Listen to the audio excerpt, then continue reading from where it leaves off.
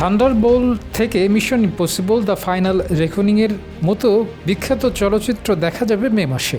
এমন 12টি ছবির তালিকা প্রকাশ করেছে ব্রিটিশ গণমাধ্যম বিবিসি। ইথান খ্যাত টম ক্রুজের মিশন ইম্পসিবল সিরিজের এই ছবিটি 14ই মে কান চলচ্চিত্র উৎসবে প্রদর্শিত হবে। মিশন ইম্পসিবলের টিভি সিরিজটি মাত্র 7 বছর ধরে চললেও চলচ্চিত্র সিরিজটি চলছে প্রায় 29 বছর ধরে। বাংলাদেশের প্রথম 5D AI ইনভার্টার যুক্ত সর্বোচ্চ বিদ্যুৎ সাশ্রয়ী যমুনা এয়ার কন্ডিশনার।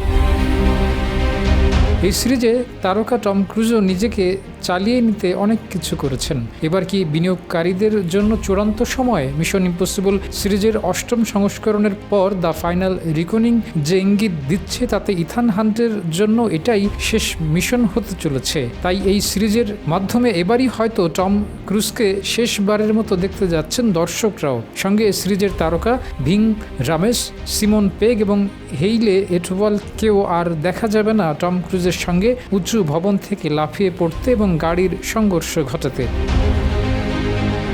যদিও মিশন ইম্পসিবল তারকা টম ক্রুজ এখনও নিশ্চিত করে বলেননি এবারই কি সিরিজের জন্য তার শেষ উপস্থিতি কিনা, তবে ছবির পরিচালক ক্রিস্টোফার ম্যাককুইরি জানিয়েছেন তিনি স্বীকার করছেন যে ছবিতে এবার ফাইনাল শব্দটি যোগ করার একটা কারণ রয়েছে তো নিশ্চয়ই। তার ধারণা 30 বছরের একটি সিরিজের সফল সমাপ্তি বোঝাতেও এটি ব্যবহার হতে পারে। তবে নিশ্চিত যে ভক্তরা শব্দটির সঠিক মূল্য প্রেক্ষাগৃহে গেলেই বুঝতে পারবেন। টম জানান মুভিটি দেখতে হবে, এমন কিছু আছে যা দর্শকরাই অনুভব করতে পারবেন। এই মুভি নিয়ে কিছু বলা কঠিন।